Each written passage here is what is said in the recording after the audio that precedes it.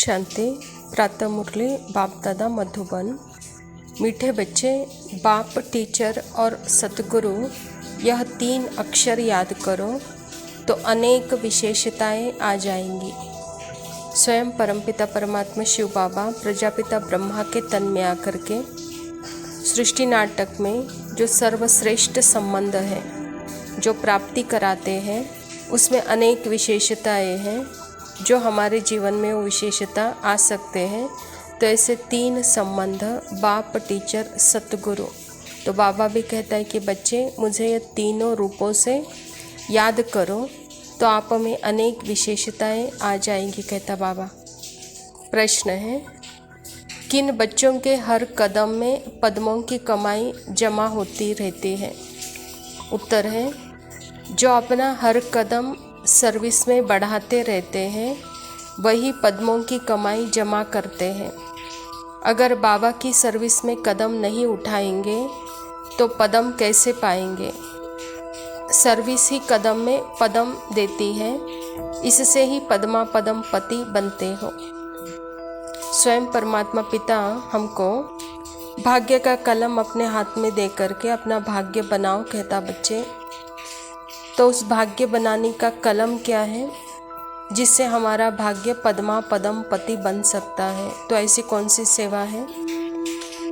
जब हम सर्वस्व समर्पण होते हैं, सर्वस्व अर्पण करते हैं और अर्पण करके निमित्त मात्र अशरीरी रूप में स्थिर होकर इन कर्मेंद्रियों के द्वारा जो भी कर्म करते हैं, अर्थात देखना, सुनना, बोलना, करना, तो बाबा कहता इससे विकर्म तो बनते नहीं। वहाँ पे बाबा कहता आपके द्वारा अनेकों को जैसे प्राप्तियों का अनुभव होता है, वाइब्रेशन फैलते हैं। तो यही सर्विस का मूल है जिससे पद्मा पदम पति बन सकते हो, कहता बाबा। अर्थात जो कुछ भी आपका है वह सब कुछ सफल होता है। जो कुछ भी मेरा क्या है, यह सूक्ष्म इंद्रिया, यह स्थूल इंद्रिया जो कि मुझे मिले हैं और मैं आत्मा इन कर्मेंद्रियों के द्वारा कर्म करती हूँ। तो अपने स्वधर्म में रहते कर्म करते हैं तो वहाँ सफलता होती है और यह सफलता ही पद्मा पदम पति बनाती है। दूसरा प्रश्न है, किस राज को जानने के कारण तुम बच्चे सभी के कल्याणकारी बनते हो? बाबा कहता बाबा ने जो हम बच्चों को यह राज समझाया है कि सभी की यह एक ही हट्टी है, यहाँ सबको आना ही है, यह बहुत गुह्य राज है। इस राज को जानने वाले बच्चे ही सबके कल्याणकारी बनते हैं। परमात्मा पिता इस धरा पर आते हैं प्रजापिता ब्रह्मा के तन में, और ब्रह्मा के तन के द्वारा जो सेवा प्रारंभ हो गई आदि में और अभी के समय में जिस तरह से परमात्मा का यह ईश्वरीय विश्वविद्यालय अनेक विहंग मार्ग से यह सेवा चारों दिशा में जैसे फैली हुई है। अर्थात हर मनुष्य आत्मा अर्थात इस सृष्टि में जो सबसे लास्ट है उस लास्ट आत्मा तक भी परमात्मा का संदेश पहुंचना है।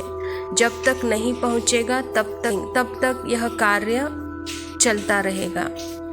तो यह एक ही हट्टी है जहां परमात्मा के सामने हर आत्मा राजी होगी, हर आत्मा सुख का अनुभव करेगी, हर आत्मा सारे राजों को स्पष्ट जान जाएगी। यही है कल्याणकारी रहस्य। धारणा के लिए मुख्य सार है, गृहस्थ व्यवहार में बहुत युक्ति से चलना है, कोई को नाराज भी नहीं करना है, पवित्र भी जरूर बनना है। सृष्टि एक नाटक है और इस नाटक में मैं आत्मा यह शरीर लेकर पार्ट बजा रही हूँ।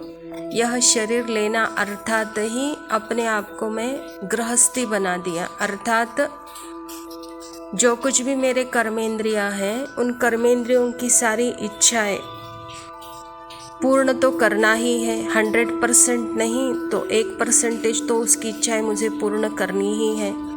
तो ऐसे गृहस्थ व्यवहार में रहते हुए बाबा कहता बहुत युक्ति से चलना है।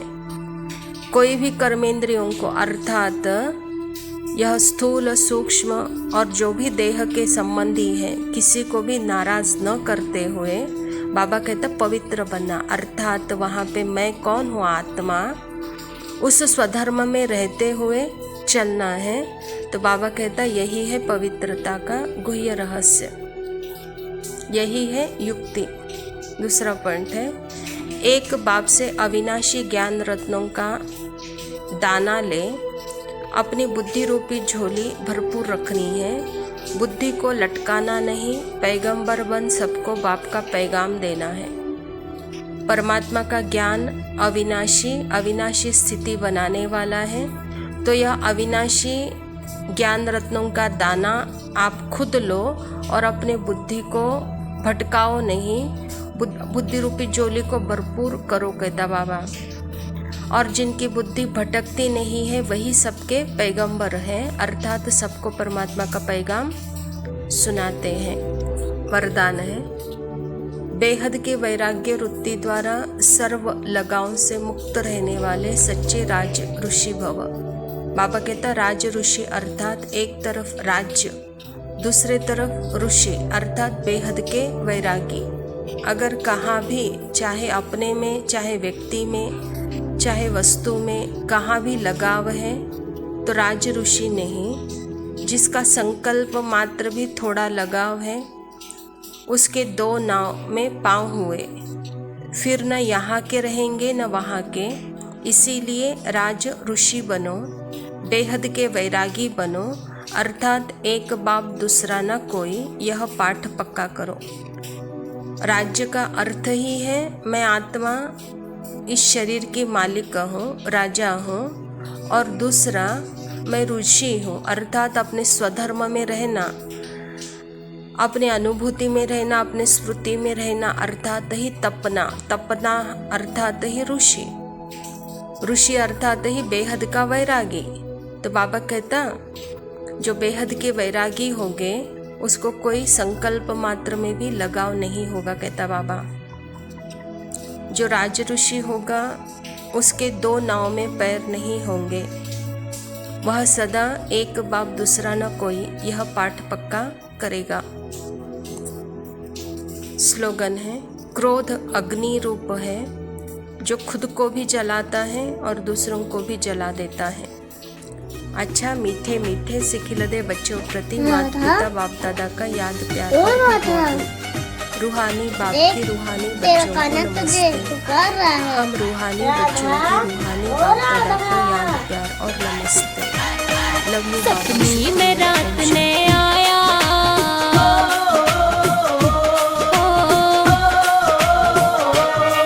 सपनी में रात ने आया मुरली वाला री, मेरे दिल में बस जो शाम जपू मैं मौला री, मेरे दिल में बस जो शाम जपू मैं मौला री।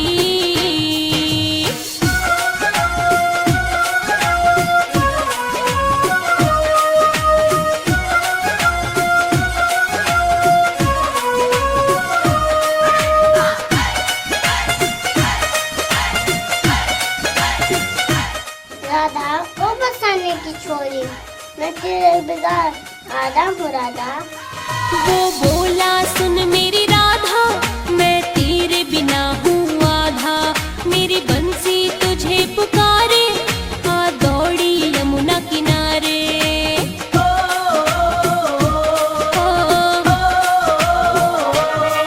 वो बोला सुन मेरी राधा, मैं तेरे बिना हूँ आधा, मेरी बंसी तुझे पुकारे, आ दौड़ी यमुना किनारे। मुझे ग्वाल बाल में प्यारा, ग्वाल बाल में प्यारा कृष्ण वो काला री, मेरे दिल में बस जो शाम जपू मैं मौला री, मेरे दिल में बस जो शाम जपू मैं मौला री।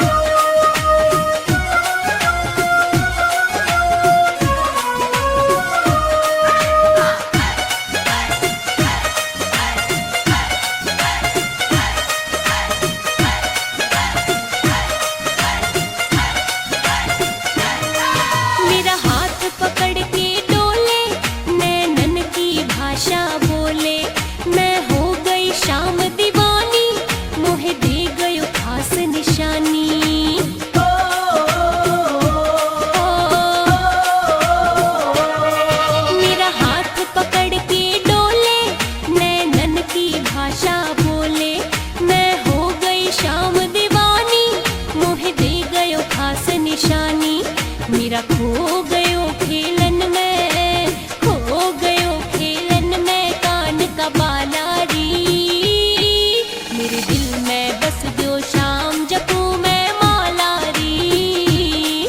मेरे दिल में बस गयो शाम जपू मैं मौला री।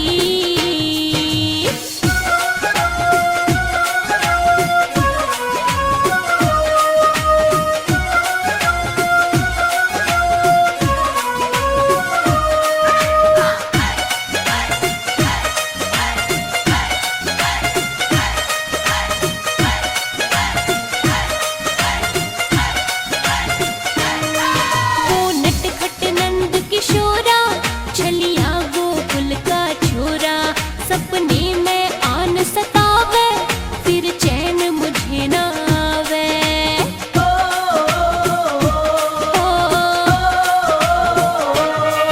वो नटखट नंद किशोरा छलिया गोकुल का छोरा, सपने में आन सतावे फिर चैन मुझे ना आवे। मेरे मन का कमल खिलावे, मन का कमल खिलावे श्याम गोपाला री। मेरे दिल में बस गयो शाम जपू मैं मौला री। मेरे दिल में बस गयो शाम जपू मैं मौला री। सपने में रात ने आया मुरली वाला री। मेरे दिल में बस गयो शाम जपू मैं मौला री। मेरे दिल में बस गयो शाम